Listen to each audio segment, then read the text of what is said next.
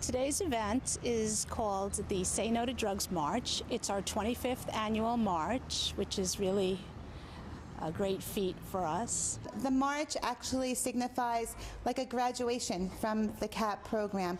It's a celebration. The kids and the adults involved are making a pledge to say no to drugs and to things that could hurt themselves or others. It's also rewarding to see what the kids have learned. The kids make posters and they make up sayings, and it's exciting to see how creative they are and how they interpret the information we've given them. I thought today's march was really cool. It was fun how we got to march around the schools and the band. I enjoyed marching around and seeing all the people outside cheering us on and supporting us. They gather so many people from the community to support our children and teach them that this is a very serious issue and they're behind us. I liked all the speeches that the leaders did, and it was kind of cool that the Jets player came. I thought it was cool that we got to follow all the police and everything, and there was a band in front of us, so I thought that was pretty cool. It is only a part of our prevention program here at Pulaski Street School. The program serves about 700 students and is taught by community volunteers and peer leaders from the high school and middle school. We train once a month for each class, and then we come into the classroom once a month and work. I've been working with fifth graders for 3 years. It's been very rewarding. The kids are great. They're involved. They're enthusiastic. They're attentive. This program was established really in 1983.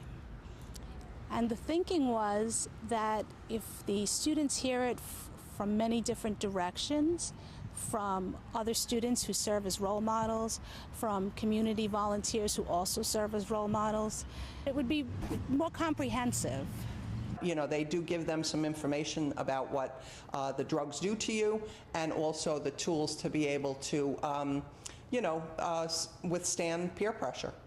It teaches us ways how to say no, but it also teaches you what it could do to you, and if you think about the things that it'll do to you, you really wouldn't want to do it. A couple lessons are how to control anger, dangers of marijuana, making decisions, peer pressure. We come once a month, and every month it's a different lesson plan and different things that are brought to their attention.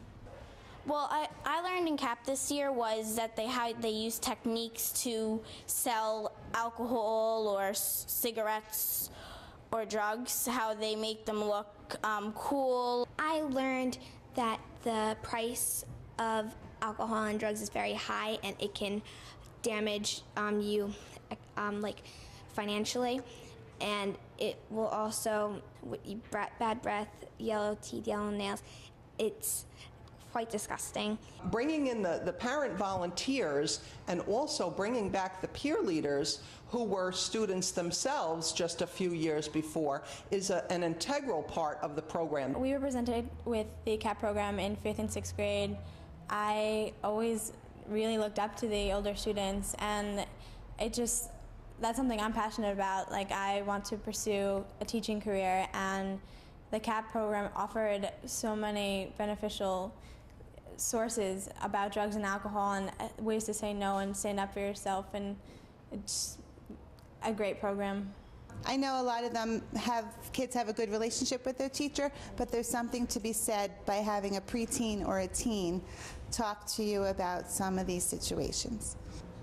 It was actually pretty fun having them teach us stuff about smoking and stuff like that.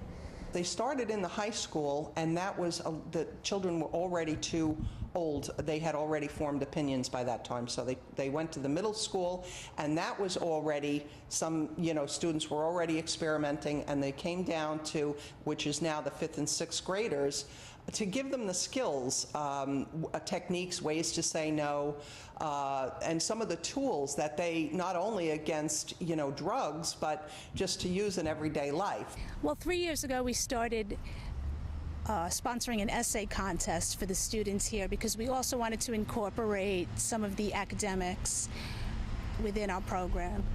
So it's totally voluntary essay contest. This year we had over 250 essays that were submitted, and they get a prize. But the thing that really struck me was the 5th grade essays were very good, and the students really talked about how they can use the tools from CAP in their lives. But the 6th grade essays were so far beyond that it showed me that 2 years of this program really instilled what we were trying to instill. It's amazing. You don't think that you're reaching them, but what comes out with the written word is astounding. It really is. The theme for the 6th graders this year was how I will use what I've learned in CAP when I go to the middle school next year. And the 6th graders really seemed to have a handle on the skills, the knowledge, and came up with really specific examples. It was very concrete. I learned more about the dangers of smoking and alcohol.